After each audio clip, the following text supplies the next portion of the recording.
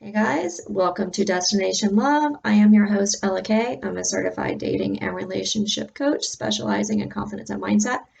And today I'm going to do something a little different. I recently signed up for Bumble, not the first time, but my 300th time signing up for Bumble, and thought I would walk you through what the experience is like for a woman on Bumble. Um, a lot of men that I've talked to, both in my personal life and in my coaching practice, are very frustrated by what they see as flakiness in women. They start talking to someone who disappears or is slow to respond. So that's why I wanted to do this video, is to kind of show you what it's like on our end, so you can maybe understand a little better why those things happen. So I have been a pioneer, I say, in online dating. I met my ex-husband on Love at AOL. Like, people are like, what? What is that? You're ancient. And it's true, I am. I met him on Love at AOL in 2001. We were together for 15 years and have two beautiful children. And we are still great friends. So I consider it a huge success, even though we are not together now. Um, so I consider online dating a positive thing. Um, in general, I don't really stress about dating too much. I'm very laid back with life in general and feel like the right things come to me at the right time. And so I don't get very stressed about meeting someone. So for me, um, I do it as long as it's fun. If it gets to a point that it's not fun, then I take a break. Um, And because I know that if it's the point where I'm not having fun with it, then I'm not going to be fun and somebody's not going to want to date me.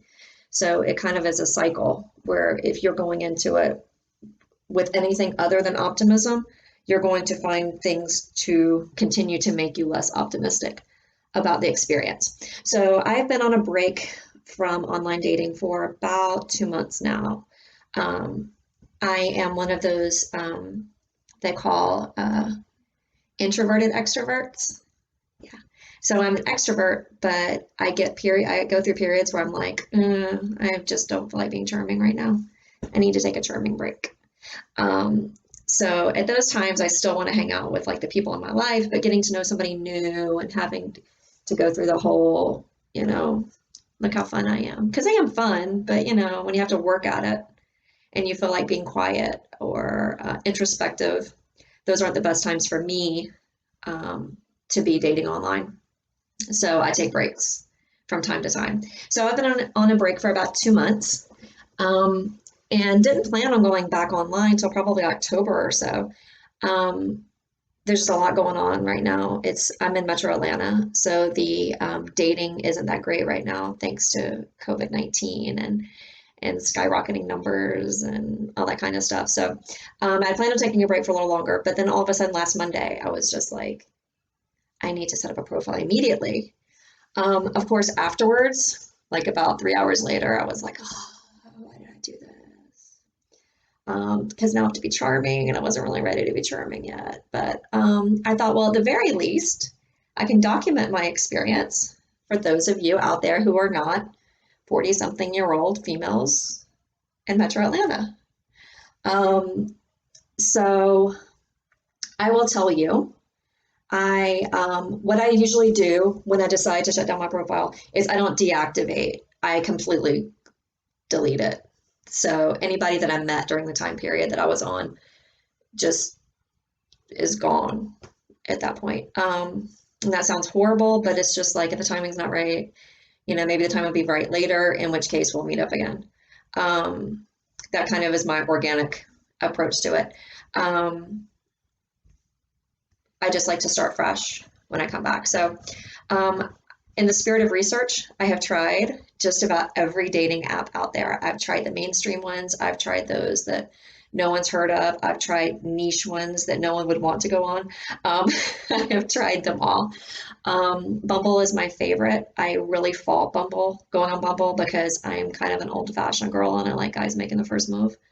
Um, and on Bumble, that's not the case, but I do think I've met a higher quality of guy on Bumble than on some of the other apps. So Bumble is what I went back to on Monday.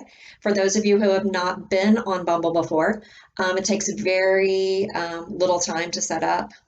You're limited to 300 characters, so there's not a whole lot you can type about yourself, which is one of the things I tend not to like, um, or have tended in the past not to really like about some of the swipe apps. I want to know a little bit more about a person, but then I finally realized you can actually tell a lot about someone from pictures. So, so on Bumble, you get a section to write about you. It's 300 characters, and then you've got you can choose 3 profile prompts of questions you want to answer. So let me see.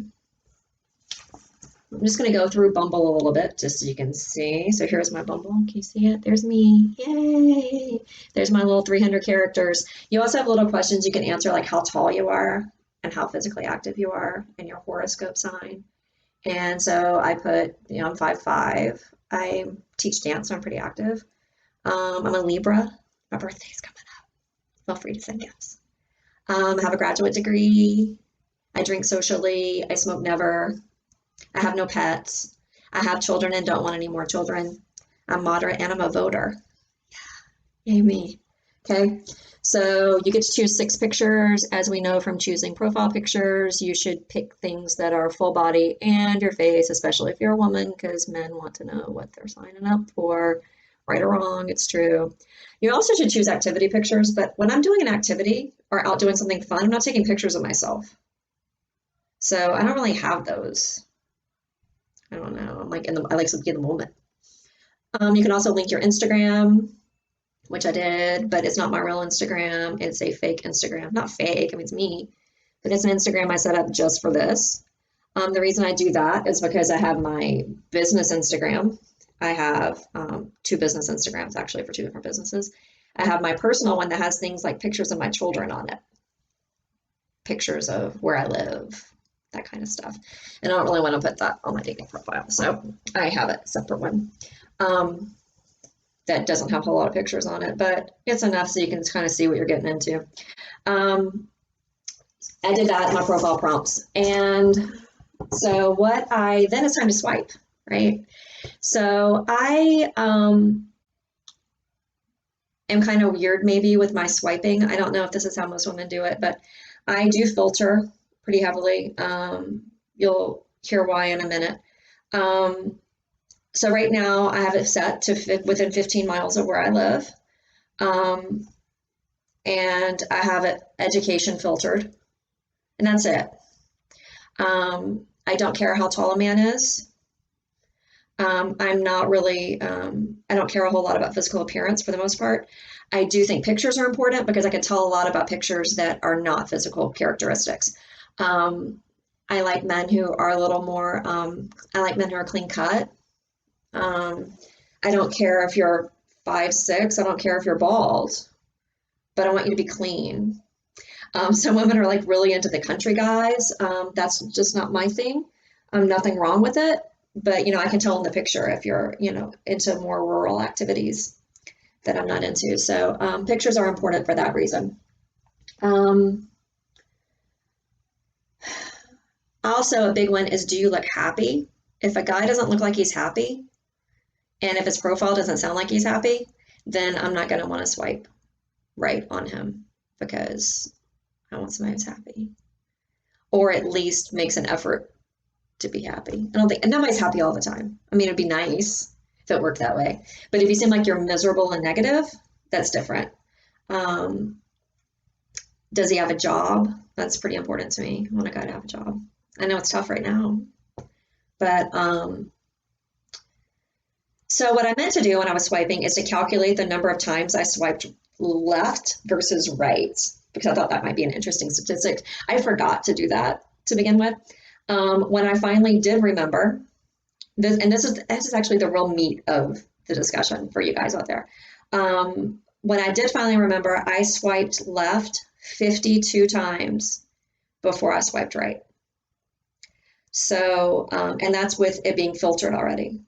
So I swipe left a whole lot, and most women do. Now, my experience isn't going to be the experience of I'm going to tell you isn't going to be the experience of every woman out there, but it probably is the experience of a lot of the women that you're swiping right on. Um, and the reason that I swipe left so frequently is pretty much every single time I swipe right, it's a match. So I probably went through about 450 pictures. Um, and I ended up with, right now I have 13 matches. Um, and I think I have matched with everyone that I swiped right on. So that's why women tend to be extremely diligent in swiping left versus right. Um, so of that, I now have 13, 14 matches, something like that. Um, and women then have to reach out first, which that actually is the reason I kind of like Bumble, is because I'm a really lazy communicator. If I have to text somebody and I only have 24 hours, then I'm like, okay, I just got to do it and get it over with. Um, but online dating in general feels very low energy to me right now. I don't know if it's because of where I am and people are not doing a lot of dating thanks to the pandemic. But it just doesn't have a real energy to it like it normally does. Bumble has this other feature where you can see who's already liked you. Let me go to it. I haven't paid for it, so before I swiped right. So, and that's with it being filtered already. So I swipe left a whole lot, and most women do. Now, my experience isn't going to be the experience of that I'm going to tell you isn't going to be the experience of every woman out there, but it probably is the experience of a lot of the women that you're swiping right on. Um, and the reason that I swipe left so frequently is pretty much every single time I swipe right, it's a match. So I probably went through about 450 pictures. Um, and I ended up with, right now I have 13 matches. Um, and I think I have matched with everyone that I swiped right on. So that's why women tend to be extremely diligent in swiping left versus right. Um, so of that, I now have 13, 14 matches, something like that. Um, and women then have to reach out first, which that actually is the reason I kind of like Bumble, is because I'm a really lazy communicator. If I have to text somebody and I only have 24 hours, then I'm like, okay, I just got to do it and get it over with.